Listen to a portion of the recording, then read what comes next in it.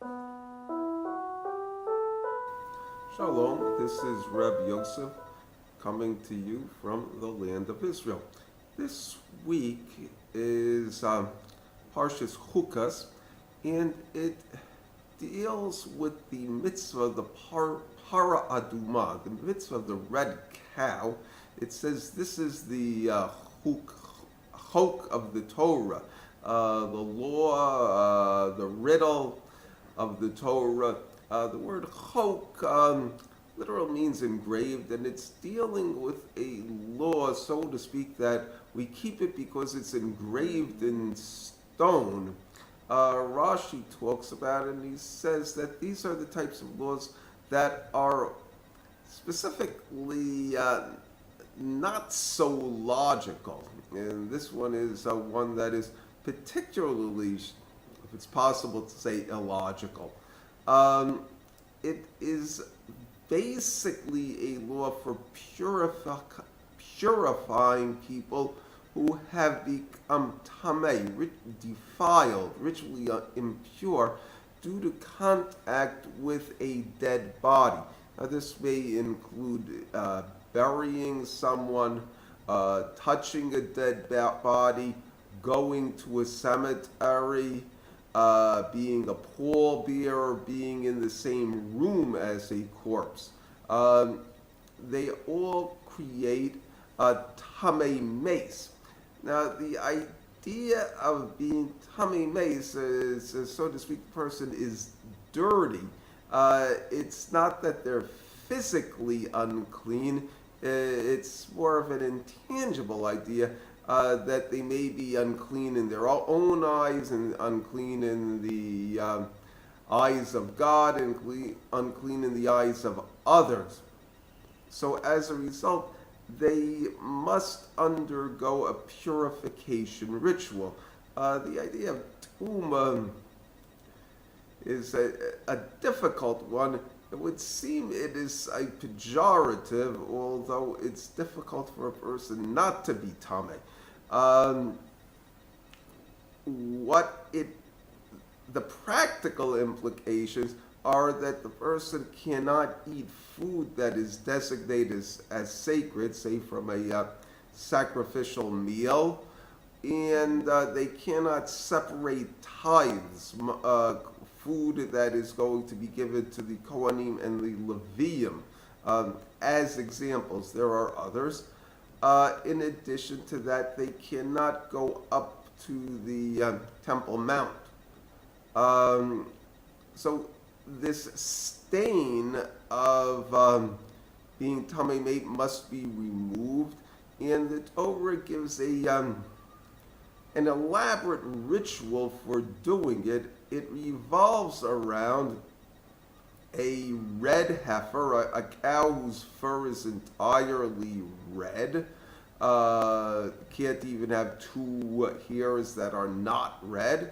Then it's offered as a sacrifice by Kohanim, and they burn it burn it to ashes, and they throw into the ashes a hyssop, which is basically like a bushy type shrub, a plant.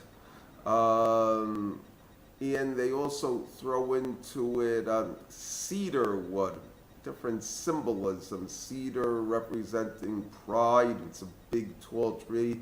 Hyssop representing humility, it's a very lowly plant. All of the Kohanim who are involved with making the paraduma become tamei themselves and have to undergo some sort of ritual, wash their clothes, go take a bath.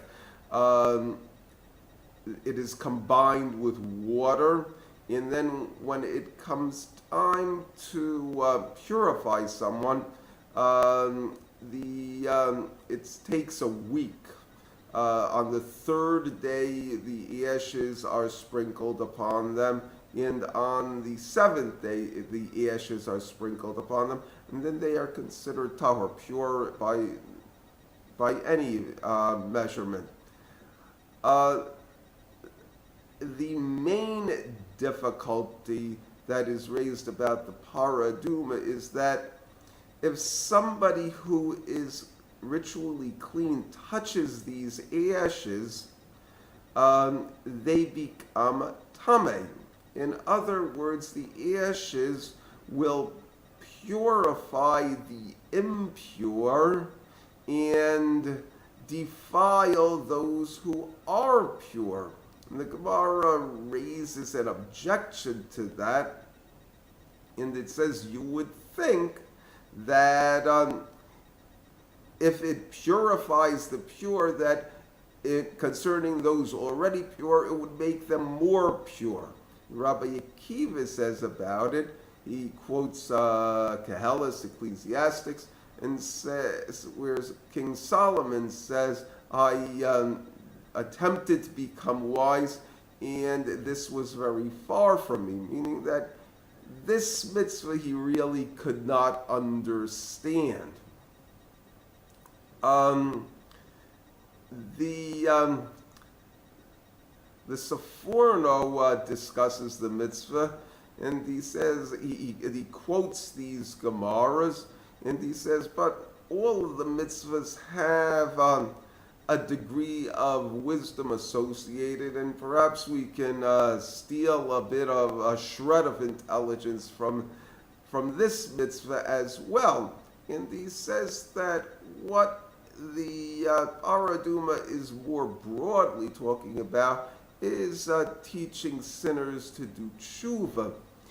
And he says that that among the things that when you're doing tshuva is that let's say a person has a negative characteristic, they may do the opposite characteristic in the extreme to uproot the negative characteristic. The basic idea is that a person should be moderate in all of his ways. So to speak, let's say you have a person, say a person is very cheap, okay?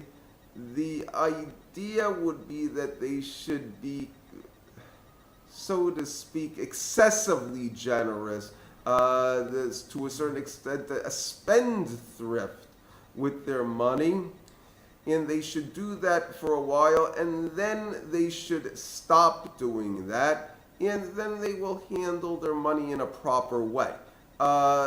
Being a spendthrift would be also a negative characteristic. So the idea is that you have to do something proper in order improper to arrive at the proper way, overcompensating. Another example that he brings is he says that if a person is sick, at times the doctors will induce diarrhea as a way of curing the person, the idea of expelling the bad substances from their system. And he says this is something that's, for a normal person, would be just considered disgusting, but it's one of the things that aids in the cure. And the basic idea seems to be that not only does the person who is attempting to improve themselves and depart from doing something wrong have to become a bit tamei, so too do the people who are attempting to help them, that they may have to do unusual things and distasteful things as well. There is a story by Rabbi Nachman that discusses this. It's called the man who thought he was a turkey. And in it, you have a prince who goes crazy, and he thinks that he's a turkey, and he takes off his clothes, and he sits naked under the table, and he'll only eat scraps of food. So the king has a wise man come in to try to cure him. So what does the wise man do? He takes off his clothes, sits under the table naked, okay, and only eats scraps of food. When the prince sees him, he says, "Who are you and what are you doing?" He says, "I'm a turkey, just like you." So the boy is happy about that. He has a friend. And then